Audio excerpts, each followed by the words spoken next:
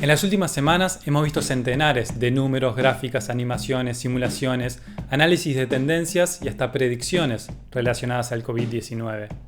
Pero, ¿qué nos pueden decir los modelos y los datos y qué no nos pueden decir?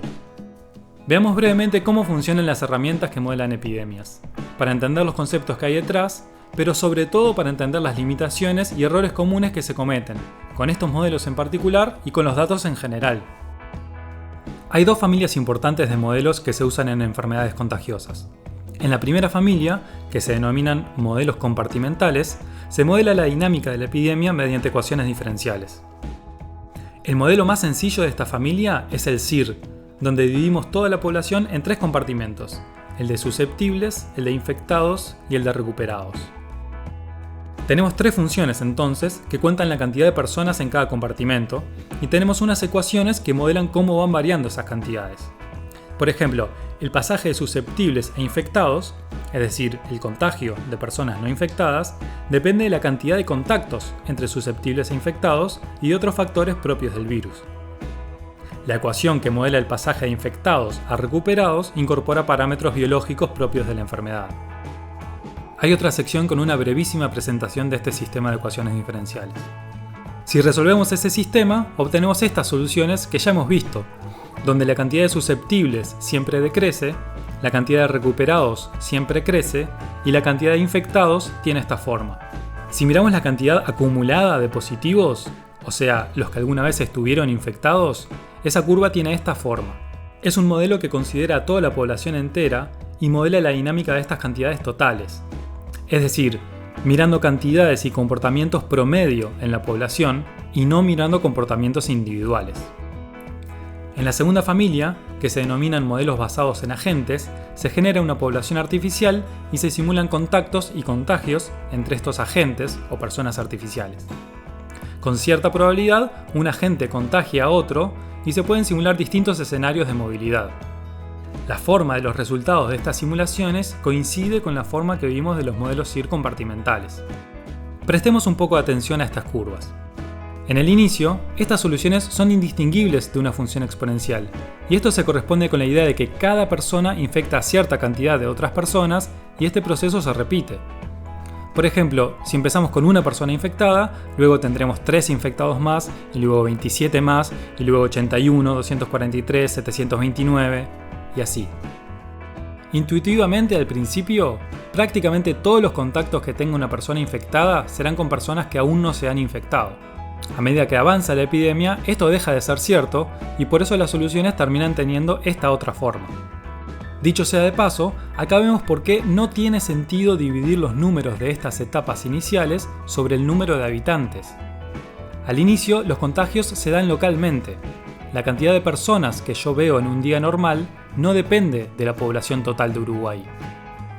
En general, se nos hace difícil comprender todo lo que implica una dinámica exponencial, y por eso es algo muy fácil de subestimar.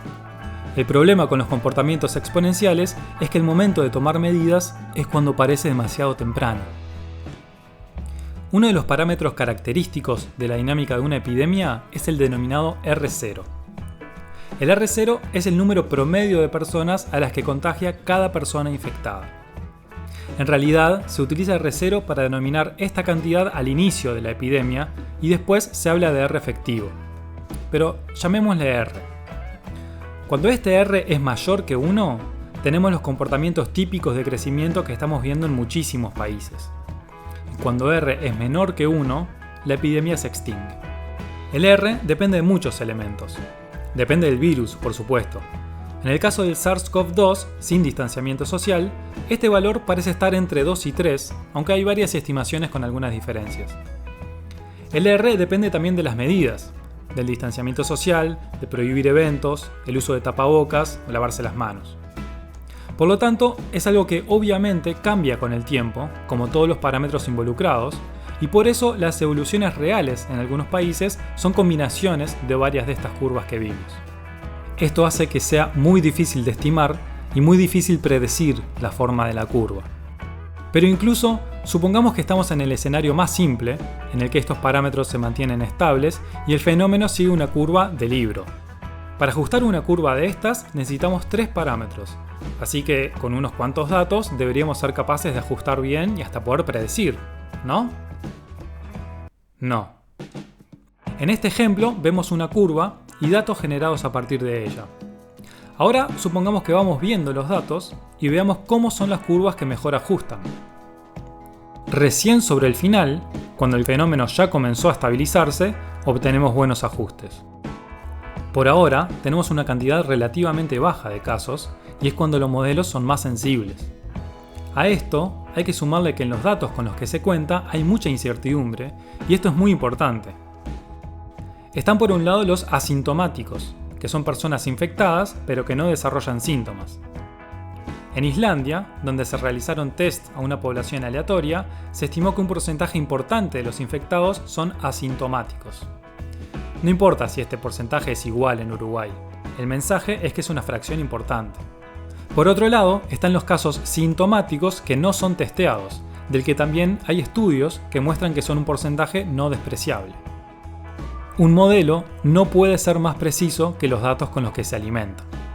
Por eso hay que ser sumamente cuidadosos y responsables, sobre todo en estas situaciones de extrema sensibilidad. Paréntesis. Hay otro tipo de modelos que no se basa en modelar la epidemia, sino que ajusta empíricamente curvas a los datos para poder extrapolar al futuro. Hay que tener particular cuidado en estos casos porque, además de lo peligroso de extrapolar con pocos datos en general, estos modelos son particularmente sensibles a los pocos y ruidosos datos que tenemos. ¿Y qué pasa con las comparaciones con otros países? Primero que nada, hay muchos ejemplos de países que tienen una evolución similar durante determinado tiempo, pero que terminan con curvas muy distintas. Pero además hay que ser muy cuidadosos con esto, porque todos tienen distintas medidas de distanciamiento social, distinto nivel de acatamiento de la población, pero sobre todo porque todos tienen distintas políticas de testeo. En este artículo de Nate Silver se explica y ejemplifica esto. También se pueden ver estos efectos en esta gráfica. En Holanda se testea fundamentalmente a pacientes en grupos de riesgo, mientras que en Islandia se testea a toda la población, incluyendo asintomáticos. Y lo mismo sucede en este otro gráfico con Corea del Sur e Italia. En definitiva, los datos son complicados por naturaleza y la dinámica cambia con el tiempo, porque cambian las políticas y porque cambian nuestras acciones. Todos queremos saber qué va a pasar, pero es extremadamente difícil predecir cosas como cuándo va a darse el pico o cómo será la forma de la curva, por ejemplo. Y entonces, ¿para qué sirven los modelos? Hay una frase atribuida a George Box que se ha repetido mucho en estos días. Todos los modelos están mal, pero algunos son útiles. Esto va en el siguiente sentido. Los modelos son justamente eso, modelos, que no pretenden ni pueden ajustarse o describir perfectamente la realidad. Pero, sin embargo, sí nos permiten comprender mejor los fenómenos generales. Por ejemplo, nos permiten predecir cualitativamente cómo influyen las medidas en la dinámica. Nos permiten entender que la estructura de cómo interactuamos influye en la propagación del virus. Nos permite entender el impacto de intervenciones como cerrar instituciones educativas o imponer restricciones de movilidad y también el impacto de ir relajando estas medidas. El objetivo es poder dar información de calidad para poder tomar decisiones en base a estos elementos. Mientras tanto, seamos cuidadosos con los datos, pacientes con la situación y solidarios con los menos privilegiados.